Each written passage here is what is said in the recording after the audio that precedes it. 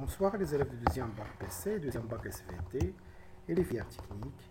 On passe maintenant à la troisième partie de l'examen blanc numéro 10.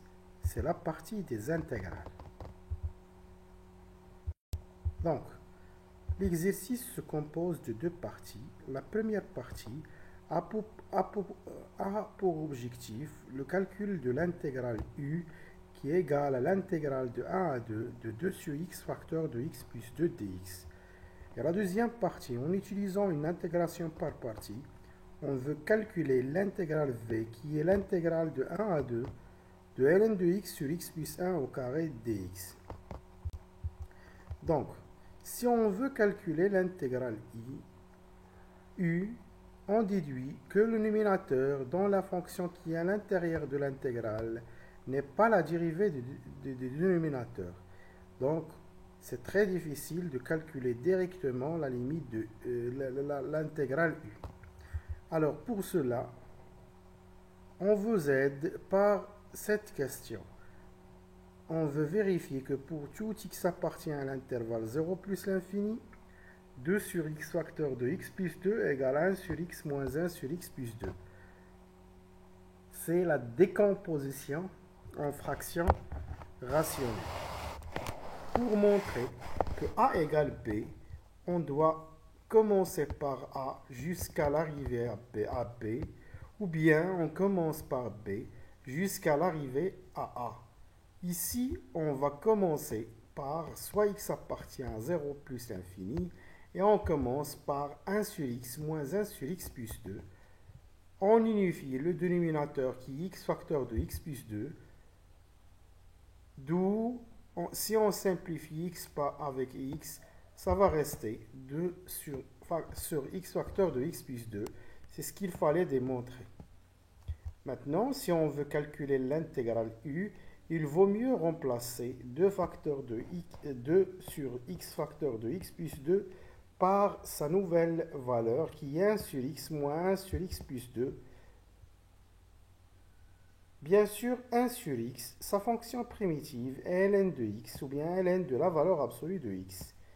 Et pour avoir la fonction primitive de 1 sur x plus 2, on constate ici que le nominateur, c'est la dérivée du dénominateur, c'est-à-dire on pourra l'écrire sous forme x plus 2' sur x plus 2. Maintenant, puisqu'on connaît les fonctions primitives de ces deux fonctions, 1 sur x, sa fonction primitive est ln de la valeur absolue de x, et x plus 2' sur x plus 2, sa fonction primitive est ln de x plus 2. On remplace maintenant par 2, ça va donner ln de 2 moins ln de 4, et on met moins, et on remplace par 1, ça va donner ln de 1 moins ln de 3. Puisque ln de 1 est 0, c'est déjà annulé. Ln de 4, c'est ln de 2 au carré. Et on sait que ln de 2 au carré, c'est 2 ln de 2. Donc, ln de 2 moins 2 ln de 2, c'est moins ln de 2. Et l'autre, c'est ln de 3. Ça va donner ln de 3 moins ln de 2, qui est ln de 3 sur 2. Maintenant, on passe à la deuxième question. On veut utiliser l'intégration par partie pour calculer la limite, l'intégrale v. Pour cela, on doit poser le schéma habituel.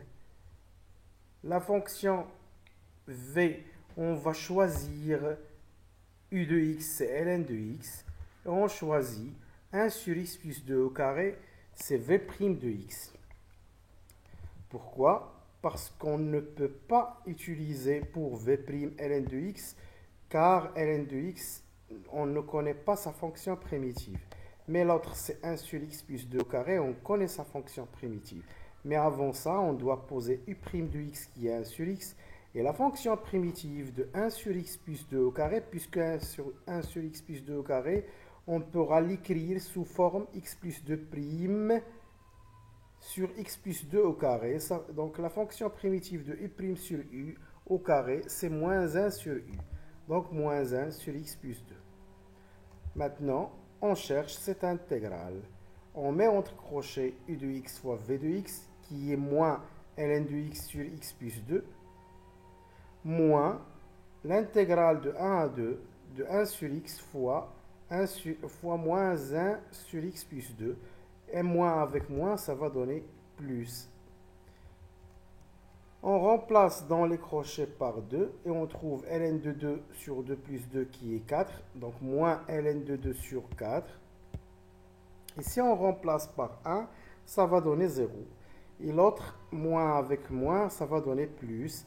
Et on fait sortir, on multiplie par 2 et 1 sur 2 fois 2 c'est 1. Donc on n'a rien changé, mais on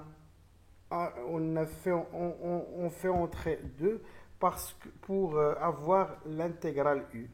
C'est-à-dire le résultat est moins ln de 2 sur 4 plus 1 sur 2 u.